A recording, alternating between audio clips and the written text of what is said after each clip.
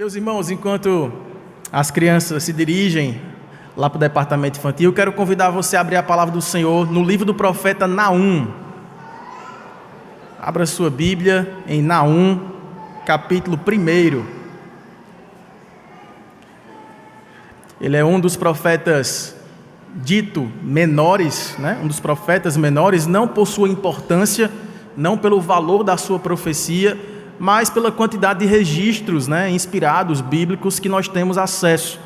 Então, ele escreveu pouco comparado a Isaías, a Ezequiel, a Jeremias, por exemplo, mas está aqui a sua profecia, que é muito bela, que é profética, uma palavra muito firme da parte do Senhor e que certamente trará encorajamento ao nosso coração nesta manhã. Na semana passada, enquanto você procura, eu sei que você não tem muito costume de achar rapidamente aí talvez esses livros que são menorzinhos, que é mais difícil de encontrar no meio da Bíblia, mas na semana passada a gente também trouxe uma mensagem num profeta menor, o profeta Oséias, onde nós falávamos sobre 2 atributos de Deus. Falamos sobre o amor do Deus fiel, e nós vimos lá na profecia de Oséias que era uma advertência contra a idolatria do povo do norte, o povo de Israel, que havia abandonado o culto ao Senhor, havia se distanciado dos princípios de Deus, havia se envolvido em adorações pagãs e idolátricas. E aí Deus levantou Oséias, e através do casamento de Oséias, que havia casado com uma mulher que era impura, que era adúltera, ele pôde ali representar visualmente para aquela sociedade da época tão afastada do amor de Deus, que Deus os estava chamando a um relacionamento de intimidade, de purificação, de santificação. É interessante que na medida em que Oséias profetizou o juízo sobre Israel por meio do povo assírio, que de fato veio a acontecer, os irmãos lembram do cativeiro assírio, que tomou ali aquelas 10 tribos do norte, Israel, e levou o cativo ali. Na medida em que Deus levantou então Oséias para anunciar esse juízo sobre Israel por meio desse povo assírio, Deus agora levanta Naum, que profetiza juízo de Deus sobre a Síria pela opressão que ela recairia sobre o povo de Israel. Nós vemos aqui, de fato, muito estampada aqui a soberania de Deus no governo das nações. Nós vemos que Deus é aquele que governa o mundo, que rege a história, que traz à tona a sua justiça. E dessa feita, eu queria que a gente pudesse, então, meditar nesses 2 atributos de Deus nesta manhã, acerca da ira de Deus e da sua bondade. A bondade desse Deus que pune o mal. A gente vai ler todo este capítulo, que não é tão longo, é uma profecia curta, bem objetiva, mas que nós teremos aqui uma noção geral desse contexto em todo o capítulo 1, mas depois eu queria me deter com vocês apenas nos versículos 6 a 8, com o cerne desta mensagem de bondade a esse Deus que é refúgio para aqueles que o temem. Diz assim a palavra do Senhor, Naum, capítulo 1, a partir do versículo 1. Sentença contra Nínive, livro da visão de Naum, o Ecocita. O Senhor é Deus zeloso e vingador. O Senhor é vingador e cheio de ira. O Senhor toma vingança contra os seus adversários e reserva indignação para os seus inimigos. O Senhor é tardio em irar-se, mas grande em poder, e jamais inocenta o culpado. O Senhor tem o seu caminho na tormenta e na tempestade, e as nuvens são o pó dos seus pés. Ele repreende o mar e o faz secar. Mingua todos os rios, desfalecem Bazã e o Carmelo, e a flor do Líbano se murcha. Os montes tremem perante ele, e os outeiros se derretem, e a terra se levanta diante dele. Sim, o mundo e todos os que nele habitam. E a pergunta do profeta é: quem pode então suportar a sua indignação? Quem subsistirá diante do furor da sua ira? A sua cólera se derrama como fogo, e as rochas são por ele demolidas. O Senhor é bom, é fortaleza no dia da angústia, e conhece os que nele se refugiam. Mas com inundação transbordante acabará de uma vez com o lugar desta cidade. Com trevas perseguirá o Senhor os seus inimigos. Que pensais vós contra o Senhor? Ele mesmo vos consumirá de todo, não se levantará por 2 vezes a angústia. Porque ainda que eles se entrelaçam como os espinhos e se saturam de vinho como bêbados, serão inteiramente consumidos como palha seca. De ti, Nínive, saiu um que maquina o mal contra o Senhor, um conselheiro vil. Assim diz o Senhor: por mais seguros que estejam e por mais numerosos que sejam, ainda assim serão exterminados e passarão. Eu te afligi, mas não te afligirei mais. Mas de sobre ti, Judá, quebrarei o jugo deles e o romperei os seus laços. Porém, contra ti, a Síria, o Senhor deu ordem que não haja posteridade que leve o teu nome. Da casa dos teus deuses exterminarei as imagens de escultura e de fundição. Farei o teu sepulcro, porque és vil. Eis sobre os montes os pés do que anuncia boas novas, do que anuncia a paz. Celebra as tuas festas, ó Judá. Cumpre os teus votos, porque o homem vil já não passará por ti, ele é inteiramente exterminado. Amém? Vamos orar uma vez mais, vamos pedir que Deus possa falar conosco através da sua palavra. Ó Deus, nosso Pai, obrigado, Senhor, por tua palavra, obrigado, Senhor, porque o Senhor fala conosco, porque o Senhor é bom, a tua misericórdia dura para sempre, e o Senhor também é justo, irado contra toda impiedade, e certamente trará à tona o teu julgamento, o teu juízo sobre toda injustiça.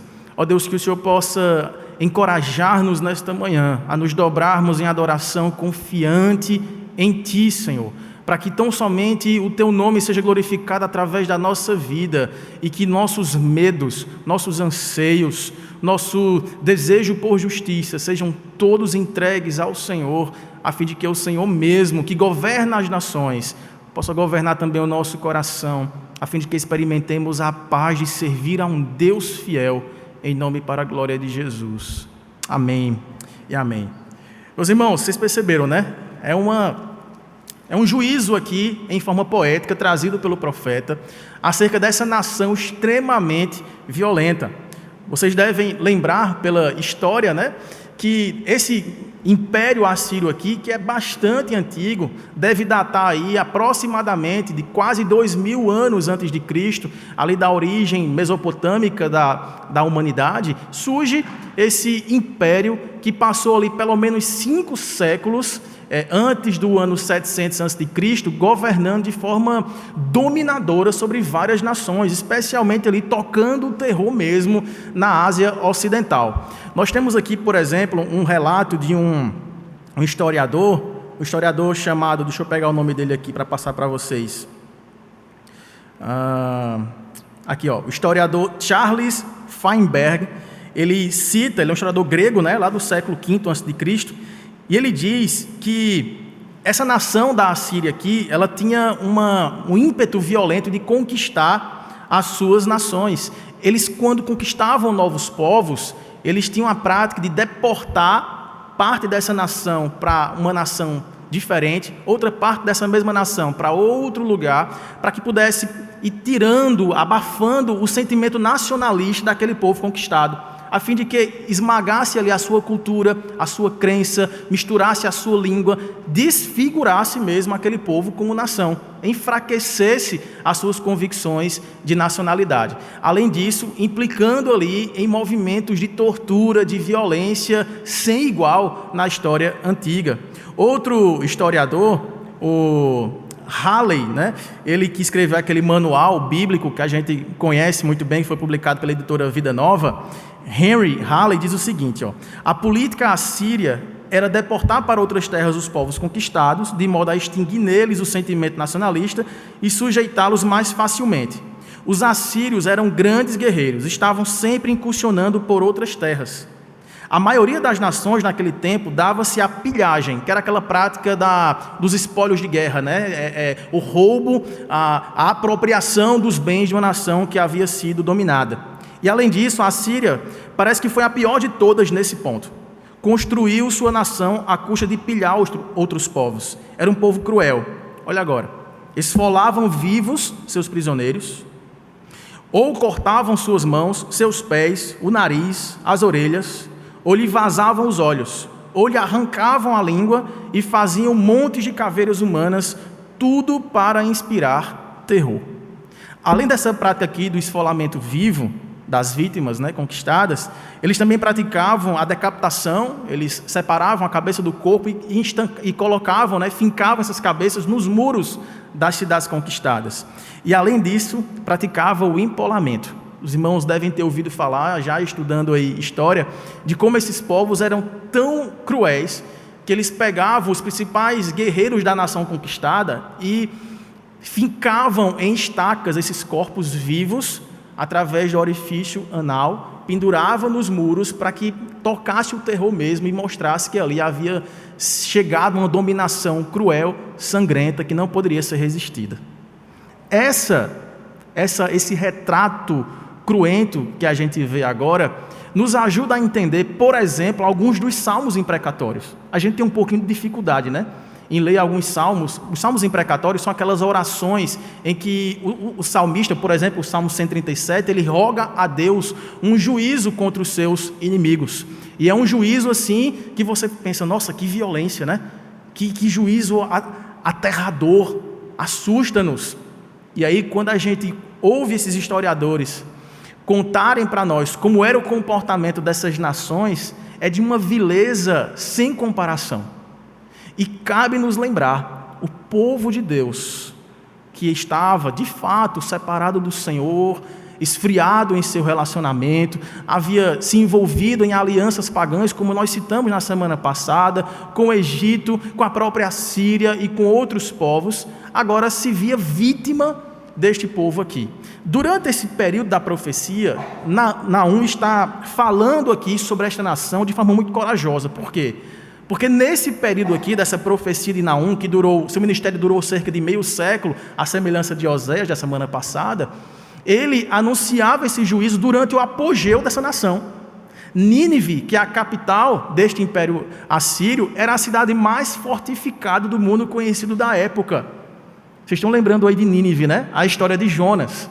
Jonas foi um profeta de Deus, e vocês lembram que Jonas não queria pregar arrependimento para essa nação. Por que será? Porque Jonas via o modo como essa nação era ímpia, vil, terrível, cruel contra os povos dominados. Ele falou, não é possível Deus querer salvar um povo desse.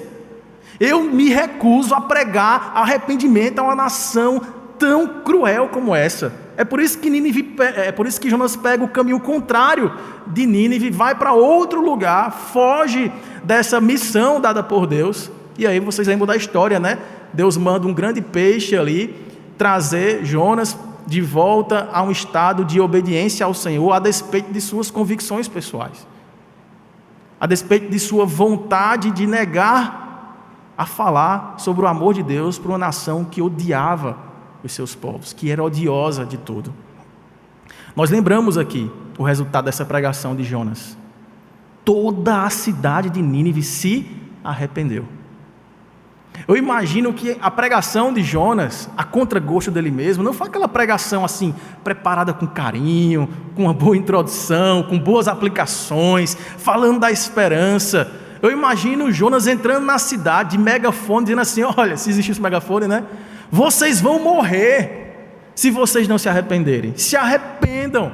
Vocês devem ter conhecido algum pregador assim, dentro de um ônibus ou no meio de uma praça. Raça de víboras, se vocês não se arrependerem, eis que virá fogo do céu para consumir vocês.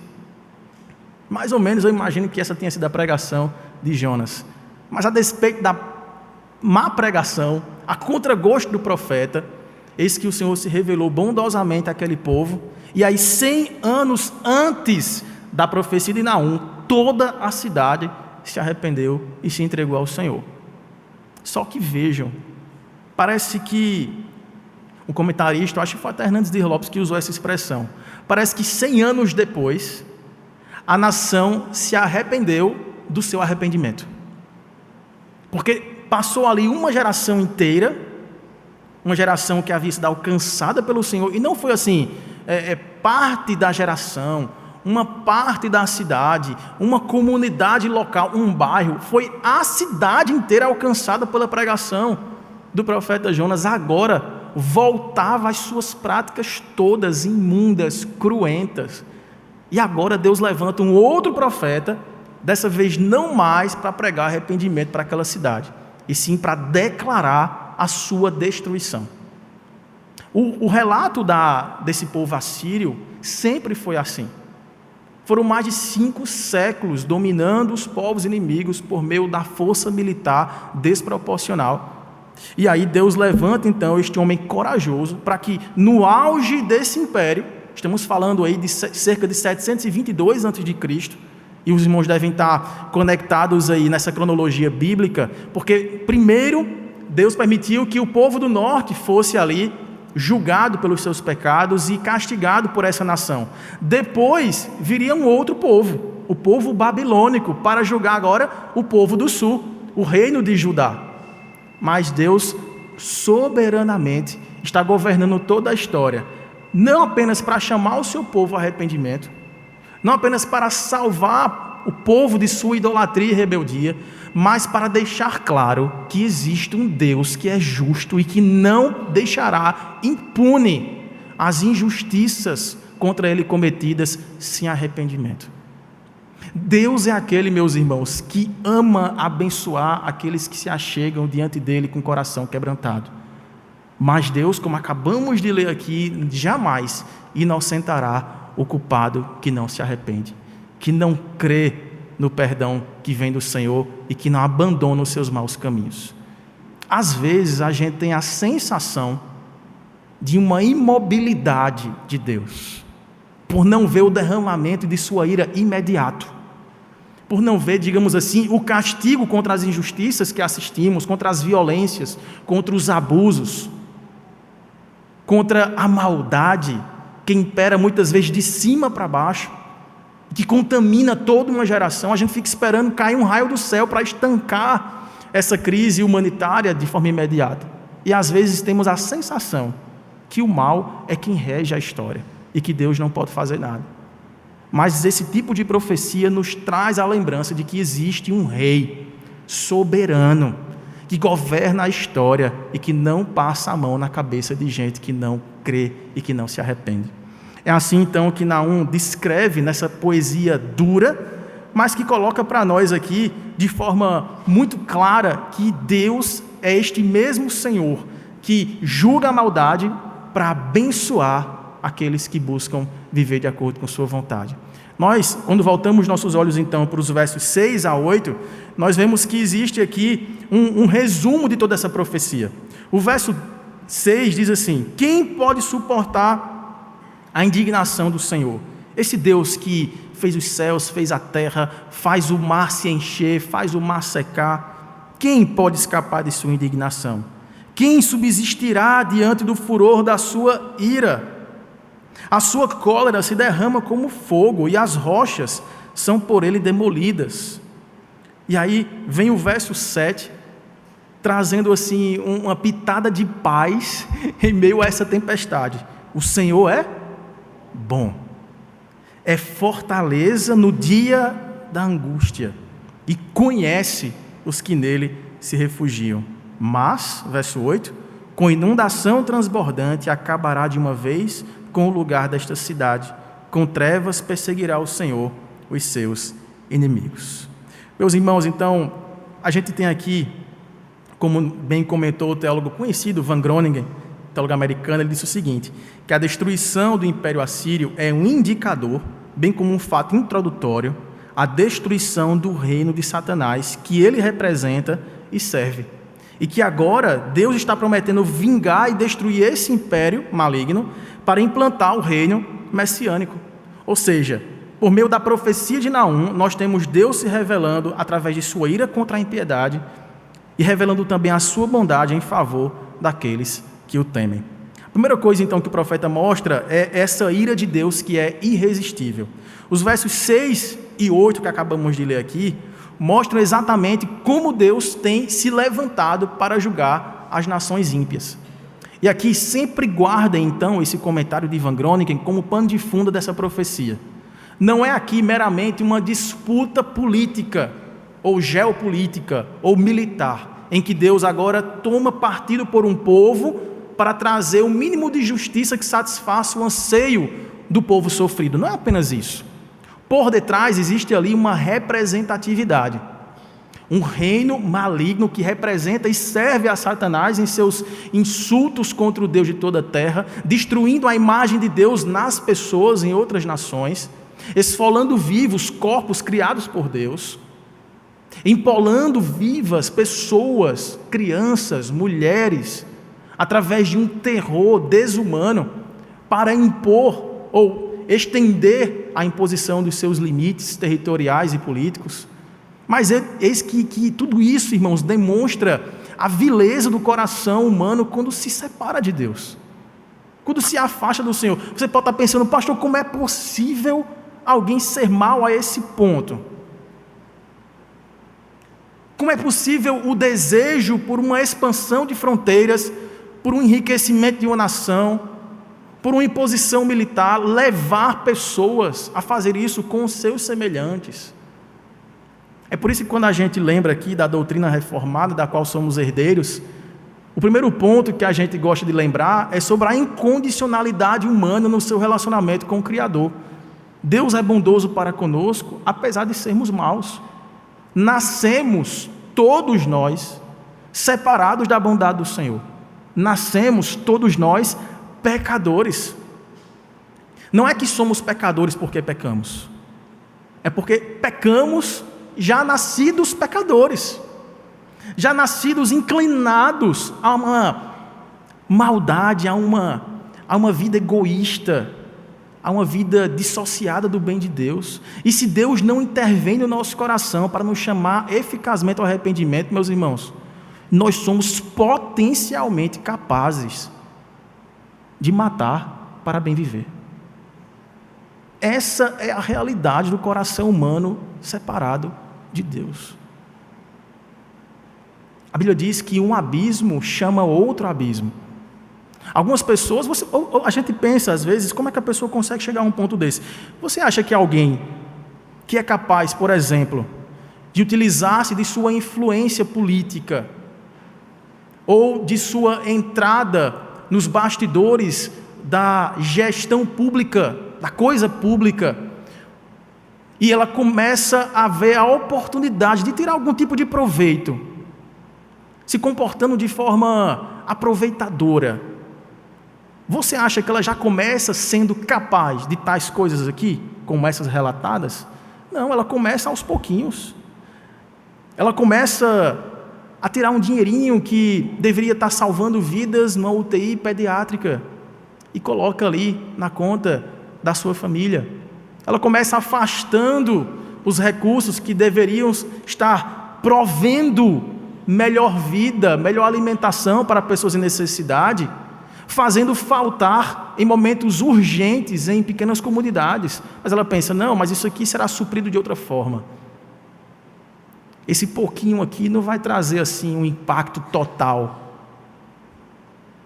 E daqui a pouco ela é capaz de dar as mãos com seus corruptores para agradecer a Deus pela propina recebida e pelo dinheiro desviado, enquanto pessoas morrem nas filas de hospitais, nos becos e vielas cheias de esgoto e morte.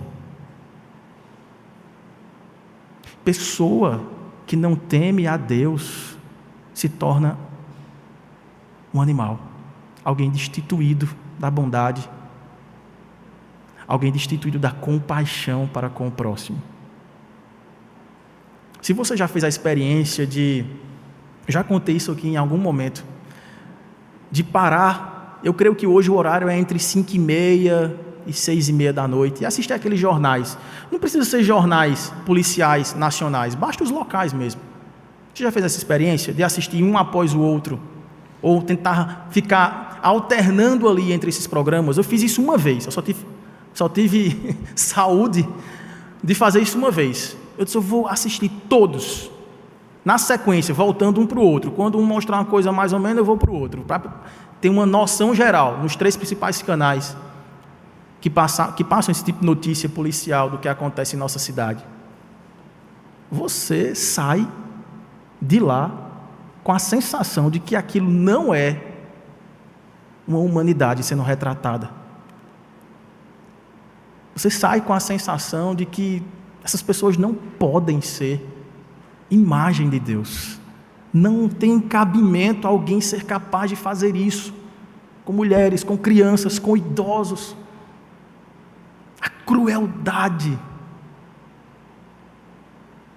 E a gente fica com essa pergunta: Senhor, até quando?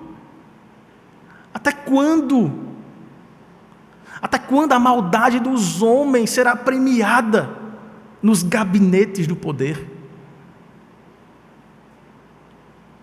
Esse grito de impiedade levou o salmista Asaf, por exemplo, a escrever o Salmo 73, em que ele disse: Senhor, parece que as pessoas que vivem dessa forma são felizes. Eles têm saúde, eles têm família, eles têm dinheiro, eles são admirados, enquanto que o teu povo padece, sofre, é perseguido, é caluniado, injustiçado. Até quando, Senhor? Até que o salmista entra no santuário do Altíssimo e ele diz: é aqui que eu me lembro o fim deles.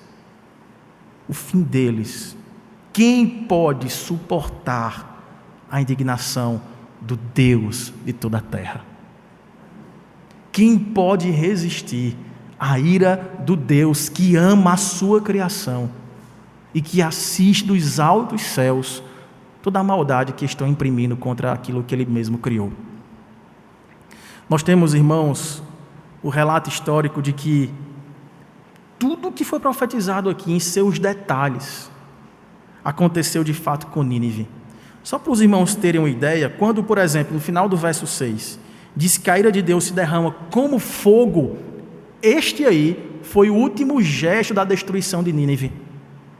As rochas são por ele demolidas. Essas rochas aqui, elas representam as muralhas de Nínive. Nínive era a cidade mais fortificada daquele momento. Suas torres, elas estavam ali em cima de seus muros, que eram 30 metros de altura e cuja largura passavam-se 2 carros, aproximadamente. E em cima dessa muralha havia ali pelo menos 1.200 torres de vigia. Além disso, para dificultar ainda mais uma possível incursão contra aquela cidade, havia ali o rio Tigre, que ficava ao redor da cidade, trazendo ainda mais proteção. Mas todas essas muralhas, construídas sobre rochas, fortificadas em suas torres, com muralhas extensas e espessas, não foi capaz de segurar a mão justa do Deus de toda a terra. O verso 8, por exemplo, dá mais detalhes de como isso aconteceu. Diz o quê? Com inundação transbordante acabará de uma vez com o lugar desta cidade, e com trevas perseguirá o Senhor os seus inimigos. O historiador Charles Finney, que eu já citei no início, ele diz que durante uma festa de bebedeira, que inclusive Naum cita aqui, né, enquanto os moradores se embriagam e se celebram e descansam diante de uma aparente segurança intransponível de uma cidade fortificada, diz que enquanto havia essa festa de bebedeira, as comportas de Nínive, durante o sítio, o cerco que o império, né, do pai de Nabucodonosor ali impôs sobre Nínive, diz que enquanto eles estavam ali celebrando, dizendo assim: olha, eles não vão entrar, não tem como transpor essas muralhas, estamos protegidos, e eles bebiam e celebravam a sua própria segurança. Diz que enquanto isso acontecia, as comportas de Nínive foram arrasadas por um repentino, o quê? Transbordamento do rio Tigre. E os alicerces do palácio foram levados de roldão.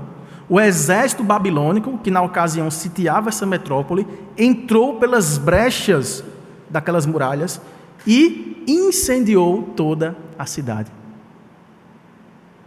Veja como a profecia é precisa de Naum. Uma cidade intransponível, guardada por suas muralhas e pelo próprio rio. Veja o que é que diz os versículos anteriores. O verso, por exemplo, 4 diz: Deus é quem repreende o mar. Deus o faz secar, se for o caso. Ele mingua os rios. Veja o que é que diz o verso 5. Os montes tremem diante do Senhor, e os outeiros se derretem, e a terra se levanta diante dele, sim, o mundo e todos os que nele habitam.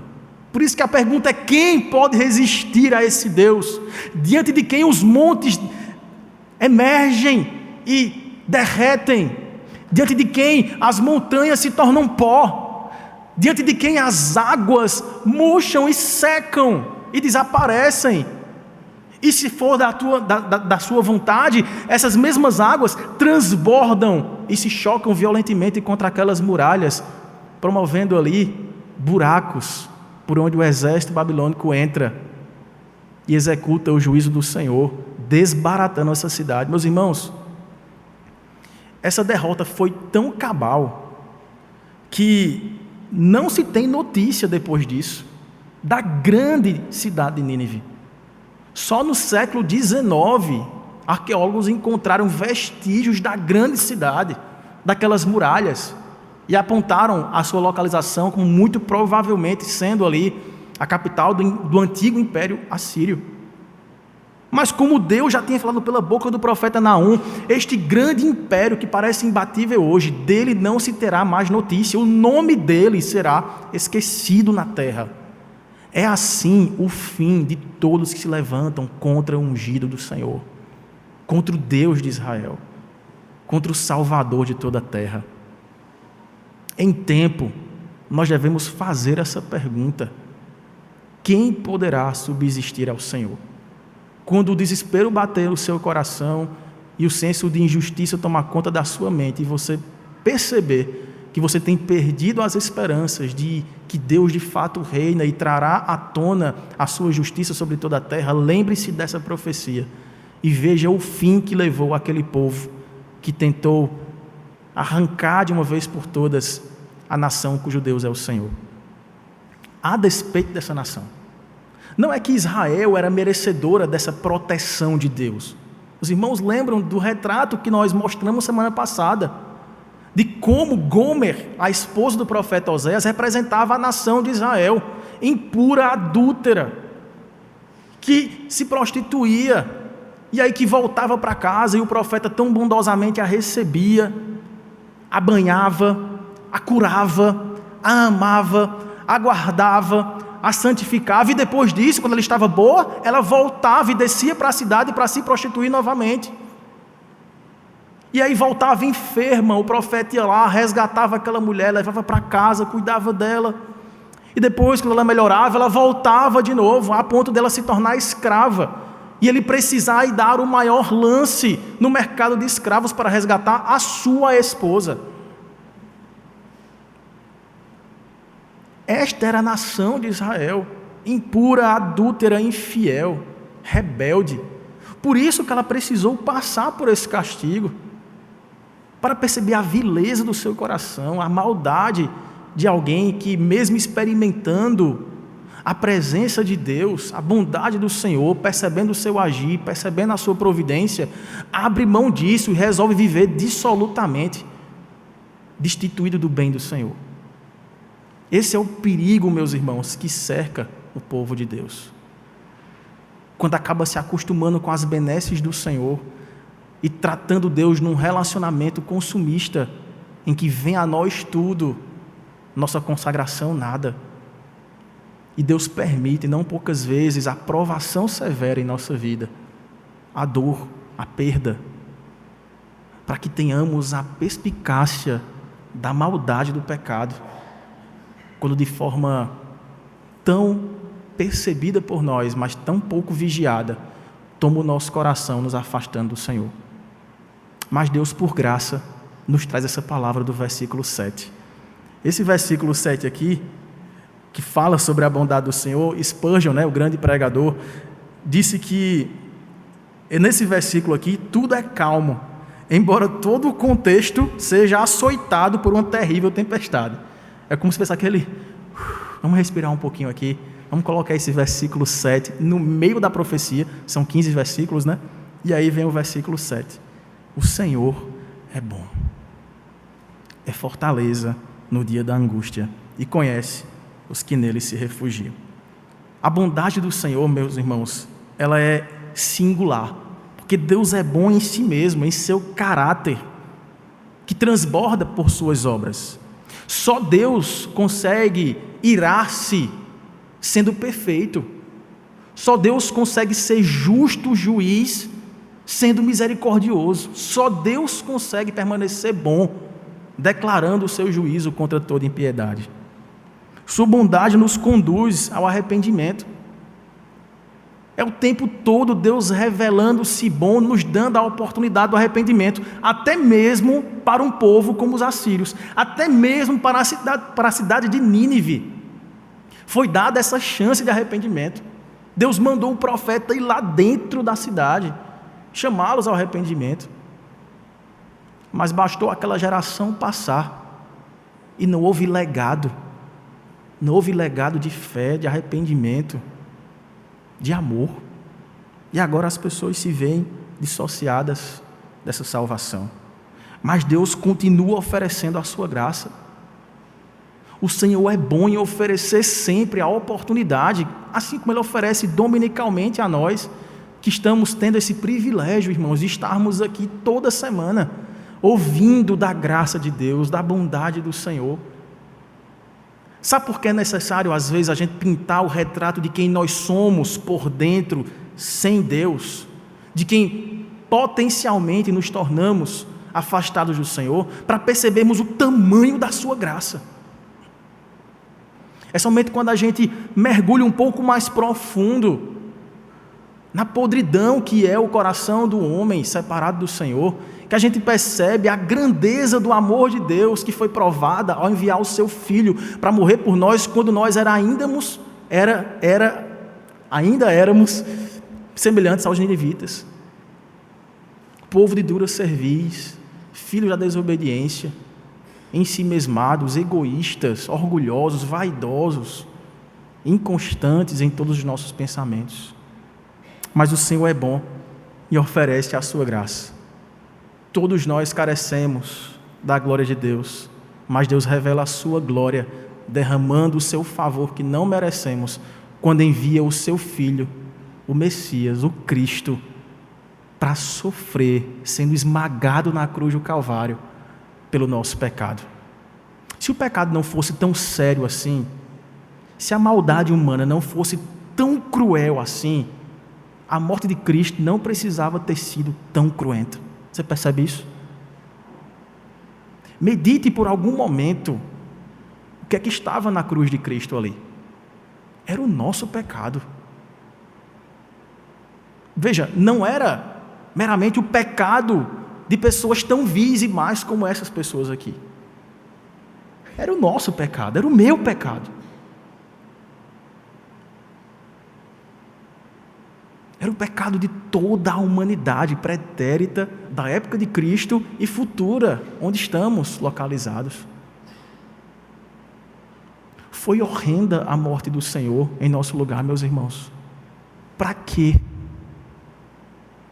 Para que tivéssemos que vida? Qual foi o propósito de Deus trazer uma morte tão terrível ao seu Filho justo, puro, sublime, santo, bom, senão para nos converter, nos transformar, tirar de nós a maldade e nos fazer servos da sua justiça? Nós não deveríamos perder a oportunidade de refletirmos na morte de Cristo nem um dia sequer, porque um dia é suficiente para poluir os nossos pensamentos, apresentar ao nosso coração armadilhas que nos afastem do foco de viver para a glória de Deus, viver para a glória daquele que muito nos amou, que tinha tudo para nos condenar, que tinha tudo para nos destruir. Todas as razões foram dadas por nós a Deus, para que Ele nem sequer olhasse para nós. Mas Ele não apenas olhou para nós, Ele nos amou profundamente, até a morte de cruz, para que nele tivéssemos vida e vida com abundância. O Senhor é bom. A sua bondade nos leva a recebermos aquilo que não merecemos. Ele nos cerca de cuidado, de livramento. O verso 7 diz ainda que ele é fortaleza no dia da angústia. Nínive, como disse, estava cercada por essas altas muralhas, mas a proteção do povo de Deus não são esses muros altos, fortificados, sofisticados. O próprio Deus é a nossa fortaleza, é o socorro bem presente em nossa tribulação. Ele é o nosso alto refúgio. Lembra quando o salmista no Salmo 121 eleva os seus olhos para o local mais alto, o ponto referencial mais sólido, para o alto dos montes, e ele grita de lá: de onde me virá o socorro? Mas ele fala: olha, eu não elevei suficientemente a minha vista, eu preciso elevar para além dos montes. Eu olho para de onde está o Senhor, assentado no alto e sublime trono, e sei que o meu socorro vem do Senhor, que fez os céus, a terra, o mar, a sua plenitude, que constrói os montes e que com estalar de dedos os faz derreter. É esse Deus todo-poderoso que é o nosso muro, meus irmãos, é o nosso protetor. Nós não merecemos, mas eis que Deus nos cerca por detrás e por diante, sobre nós põe a sua mão para nos livrar, para nos abençoar, para suprir as nossas necessidades, para nos dar a sensação de segurança. Mesmo quando andamos por vales sombrios como vales da morte, o Senhor está conosco, a sua vara e o seu cajado nos consolam, porque certamente bondade e misericórdia nos seguirão. Quando? Todos os dias da nossa vida, e habitaremos na casa do Senhor para todo sempre. Isso é graça, meus irmãos. A gente não fez por merecer isso. Nós não colocamos um tijolinho nesse muro, nessa fortaleza. O Senhor se coloca diante do seu povo para guardar, para amar, para conduzir, para perdoar nossos pecados, para nos purificar de todo mal. Foi Jesus quem foi pregado no madeiro que pertencia a nós, para que por meio deste madeiro maldito tivéssemos acesso ao Santo dos Santos, cujo véu foi rasgado, e agora temos intimidade com esse Deus de toda glória. Podemos orar, falar com Ele, sem precisar marcar gabinete. O governador dos céus, da terra, do mar, o Deus de todo poder, o alto general do universo, está assim, inclinado a ouvir o seu clamor. Está atento à nossa oração de socorro. E ainda que os inimigos sejam ferozes, ainda que o reino de Satanás se levante para nos acusar e nos destruir, porque de fato ele veio para matar, para roubar e para destruir. A palavra do Senhor diz que ele não está ao nosso redor. Diz que o inimigo anda como leão rugindo ao nosso derredor, procurando a quem possa tragar. Mas ao nosso redor estão os braços do nosso Deus, a nos proteger, a nos abraçar, a nos conduzir em vitória. Além disso, além de ser bondoso e de ser a nossa fortaleza, diz o versículo que Ele conhece os que nele se refugiam. Esse conhecimento aqui não é meramente intelectual, não é que Deus sabe quem é ou quem são aqueles que creem nele. Deus não apenas sabe quem é que tem fé e que se arrepende dos seus pecados. Deus conhece no sentido de relacionar-se com essas pessoas. Deus olha para cada um daqueles que se refugiam nele e relaciona-se com essas pessoas. É um relacionamento, sobretudo, gracioso, generoso, amoroso. Ele nos ama intimamente. Somos dele e ele é nosso. Debaixo de suas asas estamos seguros, protegidos das tempestades e das saraivadas de fogo da vida. Quando tudo parecer vulnerável na sua história, quando tudo parecer perdido, quando a sensação é de desgoverno, quando a enfermidade, apontar para você que não há mais chance, quando a sua família talvez demonstrar para você que você é incapaz de continuar nela,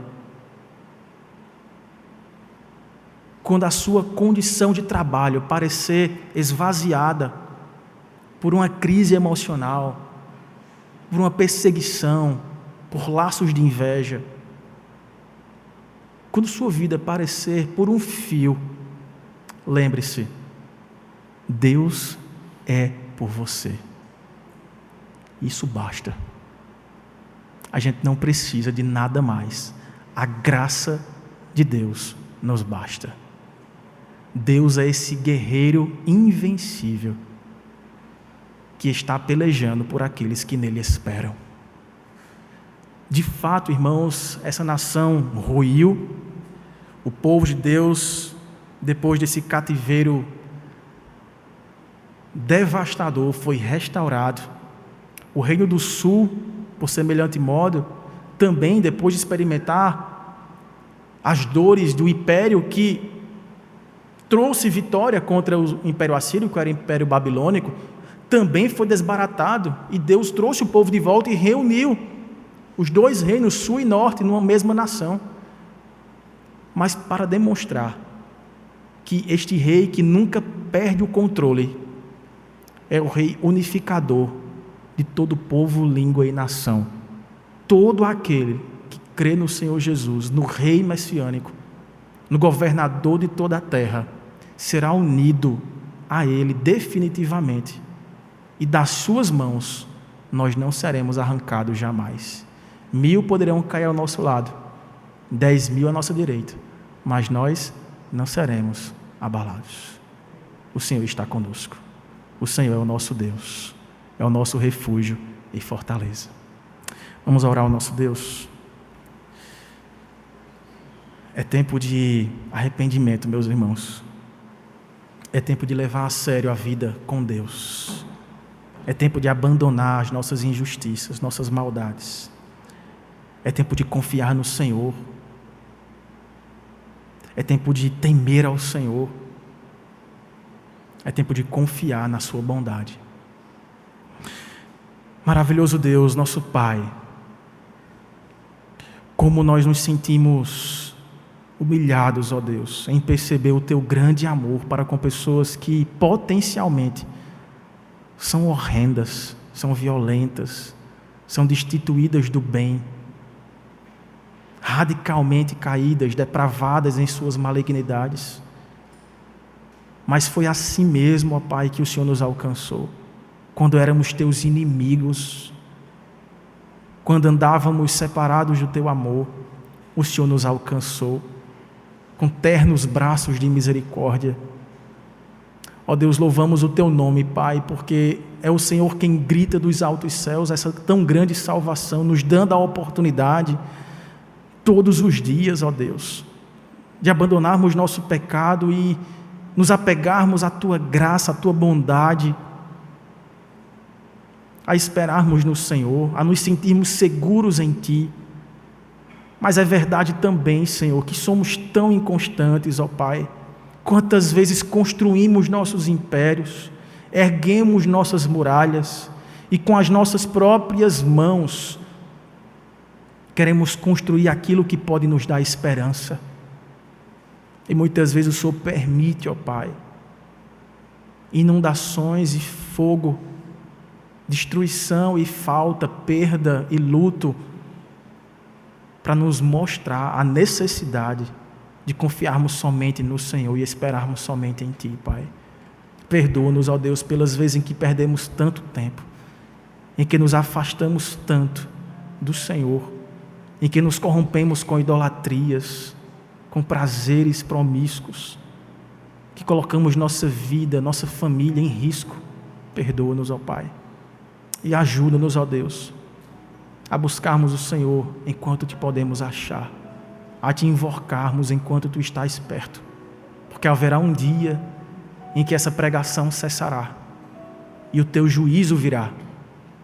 Ajuda-nos a sermos encontrados fiéis, crentes no Senhor Jesus de todo o nosso coração, e que a nossa fé não seja morta, seja vívida e possa frutificar em boas obras que manifestem a tua bondade entre todos os homens, que manifestem a tua justiça, a tua misericórdia, o teu amor, para que possamos, ó Pai, ser luzeiros do Senhor até que o Senhor venha. Ajuda-nos, ó Deus, a vivermos nessa esperança, em nome e para a glória de Jesus. Amém.